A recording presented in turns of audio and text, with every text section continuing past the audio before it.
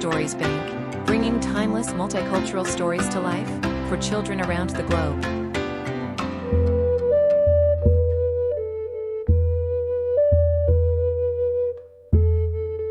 Long ago, in a Native American village in what is now Arkansas in the United States, there once lived a girl named Sapana.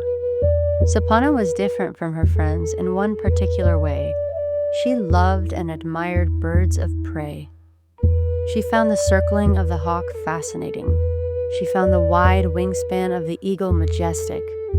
Even the swooping of the buzzard made her gasp in admiration. These noble birds, she felt, couldn't be faulted for enjoying the taste of meat. After all, weren't her own people hunters? In the fields, Sapana would leave scraps of meat on the ground for her feathered friends, and they came to look forward to her treats. One day, Sapana found an injured hawk lying on the ground. The hawk's wing was speared by a porcupine quill. Sapana wondered if the poor creature would even allow her to approach it, but the hawk didn't seem anxious by her presence, so she carefully stepped forward. Holding the hawk with one hand, she eased out the quill with the other. The bird squawked and flapped its wings. Then it flew upward. Just then, Sapana heard the sound of another bird in distress. A magnificent eagle also lay on the ground. His wing was also injured by a porcupine quill. She also removed that quill from the bird's wing, and then, at the foot of a cottonwood tree, she saw the culprit, a very large porcupine. "How dare you?" Sapana called out hotly to the porcupine. Then she had an idea. Turning to her friends, she cried, "Nita, Cochetta, Tapi, let's catch this porcupine. We'll get enough quills to bend and twist to embroider our moccasins for 3 winters." She ran toward the porcupine, but it scampered up a large cottonwood tree. "I'll get you, you rodent," Sapana yelled, climbing up the wide tree trunk to follow the porcupine. Sapana was a fast climber, but the porcupine was even faster. "Sapana, come down. You're too high. We can't see you anymore," her friends called out. But if Sapana heard them, she didn't care. She would climb to the very top of that tree if she had to. And then the porcupine would have nowhere else to go. But the tree seemed to somehow extend itself even higher as she climbed. Just when she thought she had nearly reached the treetop, there was yet more trunk to climb. So up she climbed, through the clouds and then beyond the clouds. Ahead of her was something flat and gray. Had she reached the very edge of the sky? She touched the surface. That moment she tipped over and fell, but not out of the tree. She fell onto a ground. Looking around at the brown bushes and gray skies, she knew where she must have landed. "I must be in the sky world now. What a dreary place it is, not at all pleasant like Earth." "Get used to it," sneered an old man.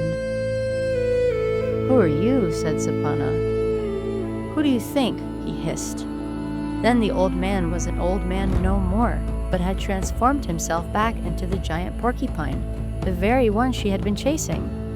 "I knew I could get you to come here," sneered the porcupine. "It was so easy. I've been watching you and knew you would make a fine servant for me." "What? I won't stay here. You can't make me," Sapana cried. "Really? And exactly how do you propose to leave?" He turned and aimed his giant quills at her. Sapana had no choice but to stay with the porcupine man. When he brought home buffalo hides, she had to scrape and stretch them and sew them into robes. If there were no hides to work on, she was told to pull up wild turnips for dinner. One day, she was tugging at a turnip that she knew was too large for her to get out of the sky ground. Yet she tugged at it anyway. Maybe because she was so frustrated by her unhappy state.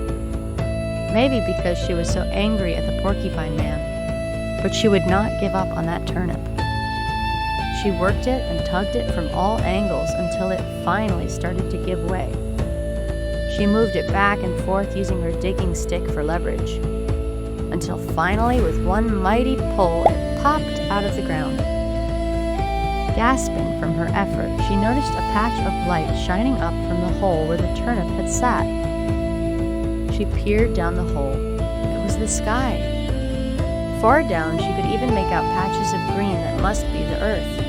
The top of the cottonwood tree was nowhere to be seen. That had completely disappeared. She rolled the turnip back over the hole, her heart racing. Now she knew how to get out of the sky world. She just had to think of a way to safely lower herself back to earth. In the days that followed, Sapana saved all the leftover strips of muscular tendons from the buffalo skins.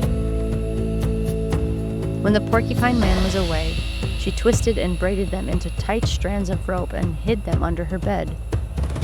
Over time, she finished a long rope that she hoped would be her ticket to freedom. One day after the porcupine man left to go hunting, Sapana took her rope and digging stick to the turnip. She pulled out the turnip, tied her rope around her digging stick, placed the digging stick over the hole, and tied the other end of the rope securely around her waist. Then she slipped through the hole, letting the rope fall, and grasped the portion of the rope closest to the digging stick. Hand by hand, she lowered herself down.